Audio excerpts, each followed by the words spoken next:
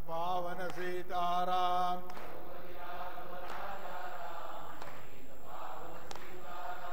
रघुपति राघव राजा राम पतित पावन सीताराम।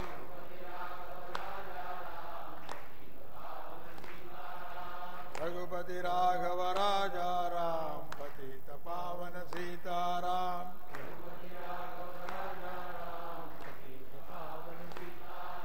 रघुपति राघव राजा राम पतित पावन सीताराम।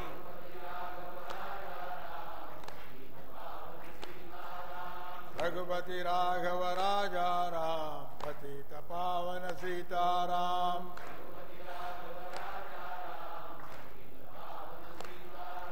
रघुपति राघव राजा राम पतित पावन सीताराम।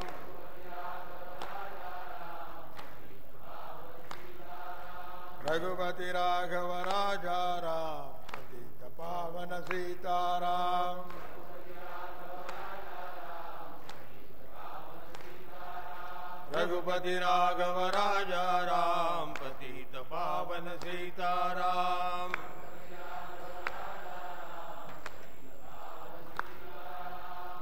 रघुपति राघव राजा राम पतित पावन सीताराम।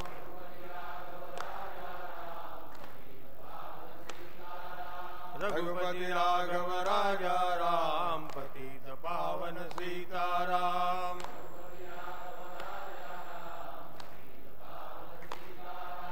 रघुपति राघव राजा राम पतित पावन सीताराम।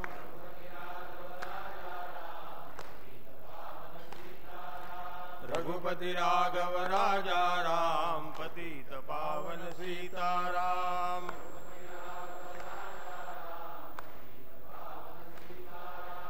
रघुपति राघव राजा राम पतित पावन सीताराम।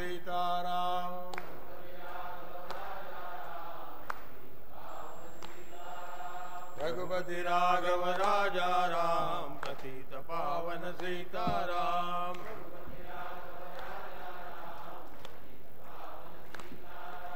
रघुपति राघव राजा राम पतित पावन सीताराम। रघुपति राघव राजा राम पतित पावन सीताराम। जय रघुपति राघव राजा राम पतित पावन सीताराम। रघुपति राघव राजा राम पतित पावन सीताराम। जय रघुपति राघव राजा राम पतित पावन सीताराम। रघुपति राघव राजा राम पतित पावन सीताराम। जय रघुपति राघव राजा राम पतित पावन सीताराम। रघुपति राघव राजा राम पतित पावन सीताराम। रघुपति राघव राजा राम पतित पावन सीताराम।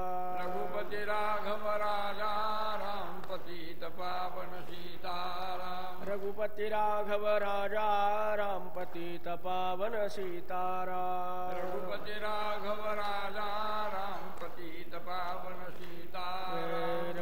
राघव राजा राम पतित पावन सीताराम। रघुपति राघव राजा राम पतित पावन सीताराम। रघुपति राघव राजा राम पतित पावन सीताराम। रघुपति राघव राजा राम पतित पावन सीताराम। जय रघुपति राघव राजा राम पतित पावन सीताराम। रघुपति राघव राजा राम पतित पावन सीताराम। जय रघुपति राघव राजा राम पतित पावन सीताराम। रघुपति राघव राजा राम पतित पावन सीताराम। रघुपति राघव राजा राम पतित पावन सीताराम। रघुपति राघव राजा राम पतित पावन सीताराम। रघुपति राघव राजा राम पतित पावन सीताराम। रघुपति राघव राजा राम पतित पावन सीताराम। रघुपति राघव राजा राम पतित पावन सीताराम। रघुपति राघव राजा राम पतित पावन सीताराम रघुपति राघव राजा राम पतित पावन सीताराम रघुपति राघव राजा राम पतित पावन सीताराम रघुपति राघव राजा राम पतित पावन सीताराम रघुपति राघव राजा राम पतित पावन सीताराम रघुपति राघव राजा राम पतित पावन सीताराम रघुपति राघव राजा राम पतित पावन सीताराम रघुपति राघव राजा राम पतित पावन सीताराम रघुपति राघव राजा राम पतित पावन सीताराम रघुपति राघव राजा राम पतित पावन सीताराम रघुपति राघव राजा राम पतित पावन सीताराम रघुपति राघव राजा राम पतित पावन सीताराम रघुपति राघव राजा राम पतित पावन सीताराम रघुपति राघव राजा राम पतित पावन सीताराम रघुपति राघव राजा राम पतित पावन सीताराम रघुपति राघव राजा राम पतित पावन सीताराम रघुपति राघव राजा राम पतित पावन सीताराम जय रघुपति राघव राजा राम पतित पावन सीताराम रघुपति राघव राजा राम पतित पावन सीताराम रघुपति राघव राजा राम पतित पावन सीताराम रघुपति राघव राजा राम पतित पावन सीताराम जय रघुपति राघव राजा राम पतित पावन सीताराम रघुपति राघव राजा राम पतित पावन सीताराम जय रघुपति राघव राजा राम पतित पावन सीताराम रघुपति राघव राजा राम पतित पावन सीताराम जय रघुपति राघव राजा राम पतित पावन सीताराम रघुपति राघव राजा राम पतित पावन सीताराम जय रघुपति राघव राजा राम पतित पावन सीताराम रघुपति राघव राजा राम पतित पावन सीताराम रघुपति राघव राजा राम पतित पावन सीताराम रघुपति राघव राजा राम पतित पावन सीताराम रघुपति राघव राजा राम पतित पावन सीताराम रघुपति राघव राजा राम पतित पावन सीताराम जय जय रघुपति राघव राजा राम पतित पावन सीताराम रघुपति राघव राजा राम पतित पावन सीताराम रघुपति राघव राजा राम पतित पावन सीताराम रघुपति राघव राजा राम पतित पावन सीताराम रघुपति राघव राजा राम पतित पावन सीताराम रघुपति राघव राजा राम पतित पावन सीताराम रघुपति राघव राजा राम पतित पावन सीताराम रघुपति राघव राजा राम पतित पावन सीताराम रघुपति राघव राजा राम पतित पावन सीताराम रघुपति राघव राजा राम पतित पावन सीताराम रघुपति राघव राजा राम पतित पावन सीताराम रघुपति राघव राजा राम पतित पावन सीताराम रघुपति राघव राजा राम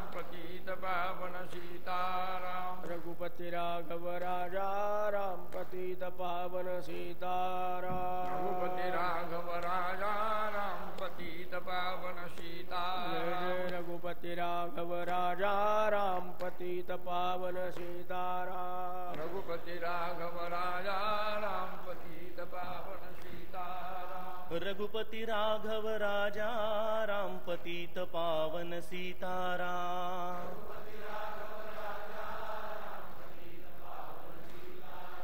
रघुपति राघव राजा राम पतित पावन सीताराम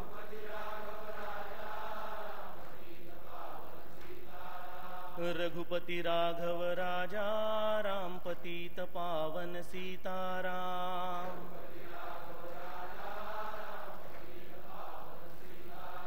रघुपति राघव राजा राम पतित पावन सीताराम।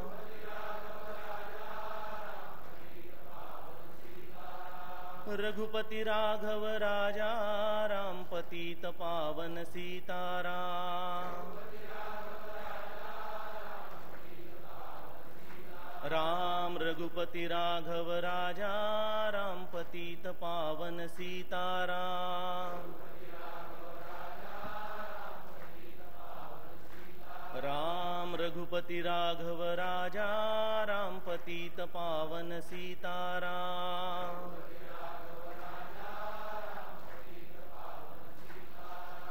रघुपति राघव राजा राम पतित पावन सीताराम। राम रघुपति राघव राजा राम पतित पावन सीताराम।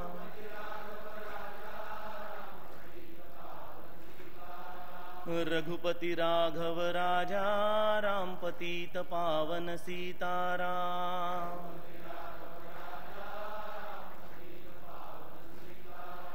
रघुपति राघव राजा राम पतित पावन सीताराम। राम रघुपति राघव राजा राम पतित पावन सीताराम। राम रघुपति राघव राजा राम पतित पावन सीताराम। राम रघुपति राघव राजा राम पतित पावन सीताराम।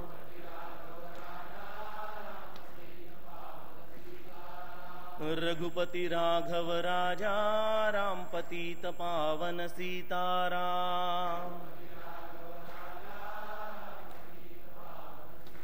राम रघुपति राघव राजा राम पतित पावन सीताराम। राम रघुपति राघव राजा राम पतित पावन सीताराम। राम रघुपति राघव राजा राम पतित पावन सीताराम। राम रघुपति राघव राजा राम पतित पावन सीताराम। राम रघुपति राघव राजा राम पतित पावन सीताराम।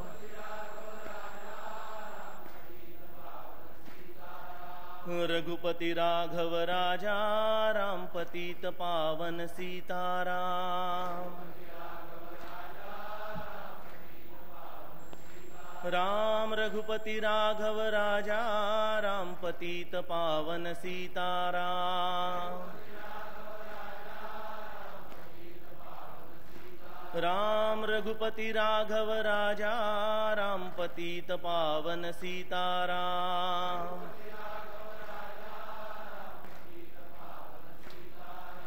रघुपति राघव राजा राम पतित पावन सीताराम। राम रघुपति राघव राजा राम पतित पावन सीताराम।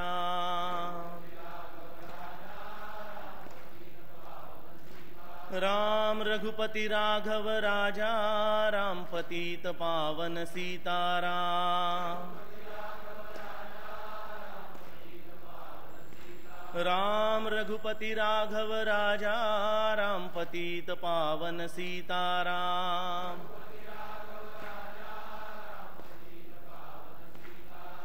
रघुपति राघव राजा राम पतित पावन सीताराम। राम रघुपति राघव राजा राम पतित पावन सीताराम।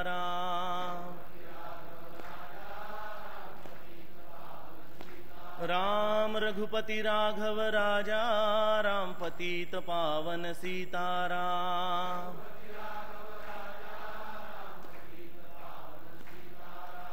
रघुपति राघव राजा राम पतित पावन सीताराम।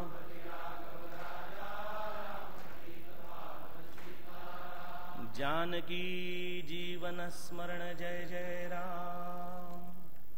पतित पावन सीताराम। रघुपति राघव राजा राम पतित पावन सीताराम। रघुपति राघव राजा राम पतित पावन सीताराम। रघुपति राघव राजा राम पतित पावन सीताराम। रघुपति राघव राजा राम पतित पावन सीताराम। रघुपति राघव राजा राम पतित पावन सीताराम।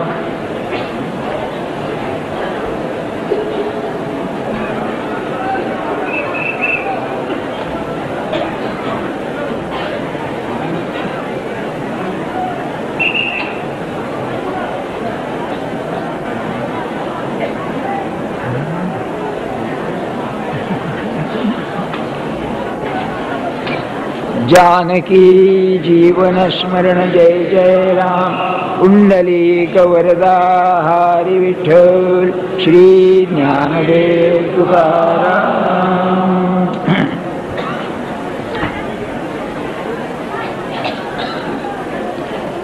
जीससच्या चरित्रात अशी एक गोष्ट आहे की तो समाधिस्थ झाल्यानंतर म्हणजे त्याचा देहत्याग झाल्यानंतर त्याचे काही शिष्य होते, एक 5-10 शिष्य होते, ते एका गावाहून दुसऱ्या गावाला जात होते आणि जाताना त्याच्याच गोष्टी बोलत होते।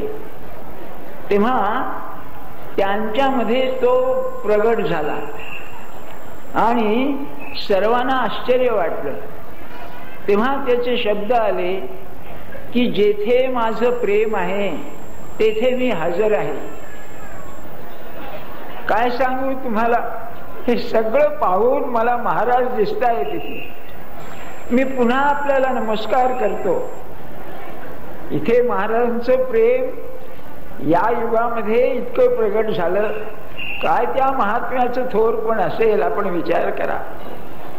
तुकाराम महाराजांचा एक अभंग आहे, तुम्ही संत माय बाप कृपावंत काय मी पतित कीर्तिवान। अवतार तुम्हा धराया कारण उद्धरावे जन जड जीव। वाढवाया सुख भक्तिभाव धर्म कुलाचार नाम विठोबाचे। तुका म्हणे गुण चंदनाचे अंगी तैसे तुम्ही संत जन। संतांमध्ये सुद्धा 2 प्रकार आहेत बरं का। एक संत असतात ते इथे या जन्मात तयार झालेले असतात। उदाहरणार्थ आनंद सागर होते, ते महाराजांनी त्यांना तयार केले या जन्मात। पण काही संत असे असतात, ज्ञानेश्वर महाराज किंवा एकनाथ किंवा आपले महाराज, हे अवतारी संत असतात। अवतार तुम्हा धराया कारण म्हणजे त्याचं असं होतं की हे जे इथे तयार झालेले असतात ते अनेक जन्म ते तयारीतच असतात। प्रगती होत होत होत या जन्मात शेवटी येतात, त्यांना सद्गुरू भेटतात आणि तयार होतात। पण काही असे असतात परमात्मा स्वरूपच खाली येतं, ते अवतारी संत आणि त्यांच्यापैकी महाराज होते। म्हणून 80-82 वर्ष होऊन गेली, आज आपण एवढे त्यांच्या प्रेमाने इथे येता, काय त्या पुरुषाचा प्रभाव असेल मला सांगा। आणि प्रेमातच त्यांचं जीवन आहे, युगनयुग चालतं। ज्ञानेश्वर महाराजांचं बघा, अरे 700-750 वर्ष होऊन गेले, 22 वर्ष आयुष्य काय असेल। आज लाखो लोक त्यांच्या नावाने एके ठिकाणी येतात, हे अवतारी संत। बरं, काय त्यांचं काम आहे? उद्धराया जन जड जीव. फार अप्रतिम शब्द घातलेत तुकाराम महाराजांनी. जड म्हणजे कोण? अज्ञानी. पण अज्ञानी कोण? जो भगवंताला विसरलेला तो अज्ञानी. आपल्या स्वस्वरूपाला विसरलेला म्हणजे भगवंताला विसरलेला तो अज्ञानी. आपण तसेच आहोत. बरं, पुन्हा यांचा उद्धार करा म्हणजे काय करा? तर उद्धार शब्दाचा अर्थ वर उचलणे. आपण भगवंतापासून खाली घसरलो, विसरलो. याचा अर्थ असा, जे आपलं स्वरूप नाही ते तो देह मीच आहे हे खाली घसरण आहे. म्हणजे त्याचं पूर्वस्वरूप जे आहे, स्वस्वरूप, त्याचं ज्ञान करून देण्याकरता ते येतात.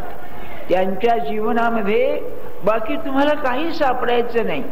अत्यंत प्रेमाने, अरे तू मूळ कोण आहेस, तुझी अवस्था खरी ही नाही, तुझी मूळ अवस्था कोणची आहे याचं पुन्हा पुन्हा ज्ञान करून देणारे ते संत असतात. म्हणून त्यांचा उद्धार म्हणजे त्यांच्या मानवतेमधून त्यांना देवत्व प्राप्त करून देतात.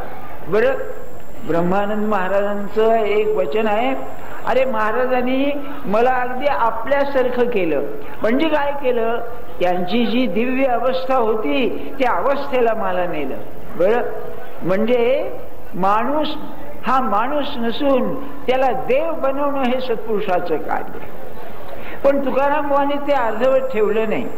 वाढवाया सुख भक्तिभाव धर्म कुलाचार नाम विठोबाचे. काय सुरेख आहे. म्हणाले वाढवाया सुख. तर पहा, आपण इतके स्त्री पुरुष इथे आहोत, पण मला सांगा आपल्या प्रपंचात दुःख नाही का? आपण प्रापंचिक आहोत. अरे प्रापंचिक कशाला? संन्यासी जरी झाले तरी जीवनात पूर्ण सुख आहे का? त्याचं कारणही आहे. आपण अपूर्ण, आपली परिस्थिती अपूर्ण. आपल्याला समकालीन माणसं जी भेटतात, नातेवाईक म्हणा, मित्र म्हणा, हे अपूर्ण. म्हणजे आपण त्यांच्यापासून सुख घेणार ते सगळे अपूर्ण. वस्तू अपूर्ण, माणसं अपूर्ण, आपण अपूर्ण, आणि यांच्या संगमातून जे सुख निर्माण होणार ते सुख सुद्धा अपूर्णच असणार. म्हणून वाढवाया सुख, कारण ते पूर्णच असतात. आनंदाच्या सागरामध्ये बुडत असलेले हे संत आपला आनंद या देहबुद्धीच्या भूमिकेवर असणाऱ्या स्त्री पुरुषांना देतात. असं सांगतात की महाराज देहात असताना इथे आलेल्या माणसांना वार कोणचा लक्षात राहत नसे, तारीख कोणची लक्षात राहत नसे, घराचा विसर पडत असे, आपल्या दुःखाचा विसर पडत असे.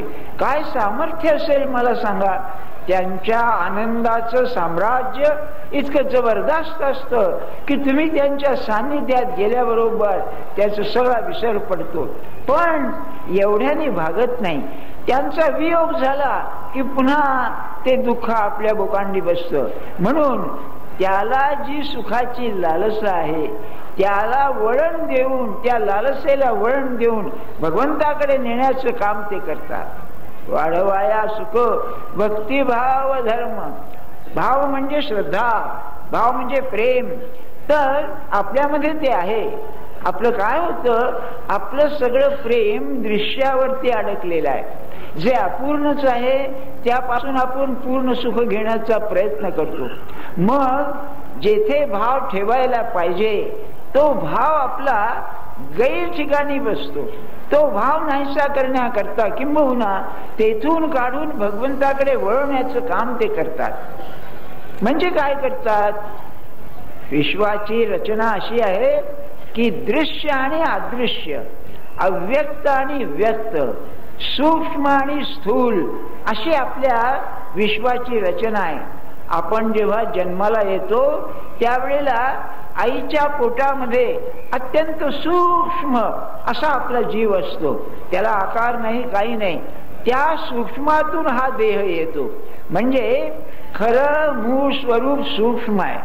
मग आपला भाव देहावरती असतो, म्हणजे आपलं प्रेम जे देहावरती असतं, किंवा भाव म्हणजे शंकराचार्यांनी त्याची व्याख्या केलेली आहे, भाव भवनम अस्तिता, खरं अस्तित्व, रियालिटी ज्याला इंग्लिश मध्ये म्हणतात, ते देहच धरून चालतो आपण.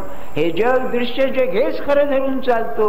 तिथलं काढून ते सूक्ष्मावरती घालणं हे सत्पुरुषाचं काम आहे. देहबुद्धी कमी करणं म्हणजे माझा देह मी नसून माझ्या देहात राहणारा जो अमृतबिंदू आहे, माझ्या देहात राहणारं जे चिन्मय तत्व आहे ते मी आहे, ही निष्ठा, हा भाव निर्माण करणं हे सत्पुरुषाचं काम आहे. म्हणून वाढवाया सुख भक्तिभाव धर्म. बरं, हा भाव सुद्धा कसं वाढवता येईल तर भक्तीनं वाढवता येतं. भक्ती म्हणजे समर्थांची एक व्याख्या आहे, अभक्त नव्हे तो भक्त. पण भज शब्दाचा अर्थ त्याच्यामध्ये चिकटणे असा आहे. भज शब्दाचा अर्थ मूळ सेवा, भज सेवायाम, परंतु त्याचा असाही अर्थ आहे त्याच्यापासून वेगळा न राहणारा तो भक्त. तर भगवंताशी चिकटल्याशिवाय मला माझं स्वरूप करणार नाही, ही निष्ठा माणसामध्ये उत्पन्न करणं हे सत्पुरुषाचं काम आहे. जन्मभर त्यांनी काय केलं किंवा काय करतात तर माझी देहबुद्धी जी आहे, या देहबुद्धीला छाट देऊन माझी आत्मबुद्धी जागृत करतात. समर्थांचा एक मनाचा श्लोक आहे, त्यांनी सत्पुरुषाचा अभ्यास काय असतो, सत्पुरुषाचा म्हणजे सत्पुरुषांनी सांगितलेला अभ्यास काय असतो हे सांगताना म्हणाले की देहबुद्धी ते आत्मबुद्धी करावी, देहबुद्धी ते आत्मबुद्धी करावी, विवेके तये वस्तूची भेट घ्यावी, तदाकार हे वृत्ती नाही स्वभावे, म्हणून सदा तेच शोधित जावे. आणि या श्लोकाला माझ्या दृष्टीने अतिशय महत्व आहे. याचं कारण सांगतो आपल्याला. शंकरराव देव होते, आपलं नाव ऐकून ठाऊक असेल.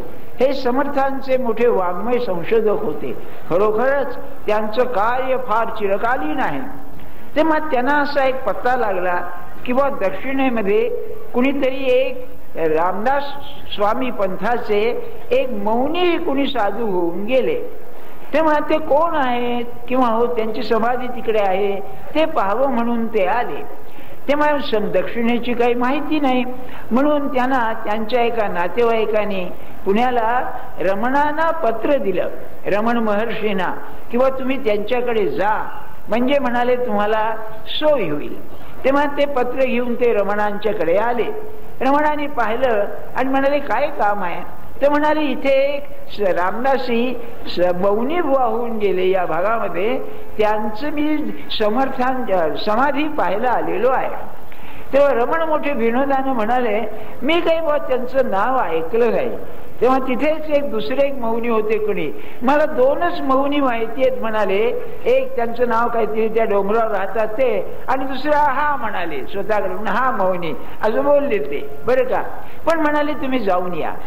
जाताच्या आधी काय म्हणाले की बा तुम्ही समर्थांचं एवढं कार्य करता, तेव्हा समर्थांचा एखादा संस्कृत ग्रंथ आहे का. ते म्हणले नाही, पण माझं एक मनाच्या श्लोकाचं पुस्तक आहे, त्याचं इंग्रजी भाषांतर माझ्या जवळ आहे. बरं म्हणाले. तेव्हा ते त्यांनी दिलं त्यांना आणि हे गेले. ते संशोधन केलं, त्यात काय ते मौनी सापडले नाहीत. तेव्हा परत आले. परत आल्यावर अहो ते म्हणाले हा काय ग्रंथ आहे. तर म्हणाले तुम्ही आता संशोधन पुष्कळ केलं ते राहू द्या, पण मी सांगतो हा त्यातला जो श्लोक आहे तो श्लोक म्हणले तुम्ही आता आचरणात आणा, आणि तो हा श्लोक आहे. बरं काय बघायला लक्षात ठेवण्यासारखं आहे, सत्पुरुषाच्या शब्दाला अतिशय महत्व असतं. बरं ज्ञानेश्वरीचं पाहताना एक एक ओवी म्हणजे मोती आहे मोती. काय सांगावं आपल्याला. नामदेवाचं जे म्हणणं आहे ना, एक तरी ओवी अनुभवावी, अक्षरशः खरं आहे, अतिशयोक्ती नाही आहे. तसं की नाही समर्थांचे शब्द खरोखरच महत्वाचे. कसे ते सांगतो आपल्याला. तेव्हा त्यांनी काय सांगितलं, हा श्लोक म्हणाले तुम्ही आचरणात आणा. तदाकार हे वृत्ती नाही स्वभावे, आत्मबुद्धी आणि देहबुद्धी. देहबुद्धी ही देहाला तादात्म्य आहे, तदाकार आहे. आत्मबुद्धी आत्म्याशी तदाकार आहे. ते म्हणले की आता देहबुद्धी आत्मबुद्धी करायची आहे, विवेकानं करायची आहे. तर म्हणाले तदाकार हे वृत्ती नाही स्वभावे. आपण अज्ञानी आहोत, आपल्याला ते सहज नाही आहे, पण तू अभ्यास करावा आणि ते तादात्म्य पाहावं, बरं का. तेव्हा शंकरांना ते विशेष वाटलं नाही. काय योग आहे असंच म्हणायला पाहिजे. शेवटी सत्पुरुषाच्या शब्दाला काय महत्व द्यावं आपल्याला कळत नाही. बघा, अहो आपल्या विनोदानं म्हणायचं आपल्या साहेबाचं खरं मानतो, इतकं काय आपण सत्पुरुषाचं मानित नाही. काय करावं, दुर्दैव आहे आपलं म्हणायला पाहिजे. तेव्हा ते आल्यानंतर आपल्याला माहिती असेल की त्यांचा मोठा मुलगा जो त्यांचा कार्यभार सांभाळत असे तो मेला. मेल्यानंतर त्यांच्या मनावर एवढा धक्का बसला की 1-2 वर्ष ते अगदी अस्वस्थ झाले. एवढं समर्थांचं कार्य केलेला हा पुरुष आचरणात नसल्यामुळे काय अवस्था झाली बघा. मला आपल्याला काय सांगायचंय, तुकाराम महाराजांचे जे शब्द आहेत त्याला अतिशय किंमत आहे. बरं, परमात्माच त्यांच्या तोंडाने बोलत होता. तेव्हा वाढवाया सुख भक्तिभाव धर्म कुलाचार नाम विठोबाचे. वा वा, म्हणाले की तो हे करतो, सुख वाढवतो, भक्ती वाढवतो, भाव वाढवतो, सगळं खरं आहे. पण आपल्याला माहिती असेल की आपल्या या प्रांतामध्ये कुलाचाराला भयंकर महत्व आहे. कुलाचार म्हणजे अगदी त्या कुटुंबाचा प्राण असतो जणू काय. तर हे सगळे करतात, पण म्हणाले विठोबाचं नाव तेवढं वाढवतात. लक्षात ठेवा आपण. आणि माझ्या मते महाराजांनी जन्मभर जर काही केलं असेल म्हणजे त्यांना बोलायला यायला लागल्यापासून बोलणं बंद होईपर्यंत एका नामाशिवाय काही शिकवलं नाही. बरं, काय सांगावं आपल्याला. आजचा तो दिवस आहे ना, आज पुण्य पर्व काळ पुन्हा नाही 80 वेळ. काय आठवण होते त्या 80 वर्षाच्या पूर्वीच्या प्रसंगाची. आम्ही नव्हतो खरे, आज हृदय हलून जातो नुसतं.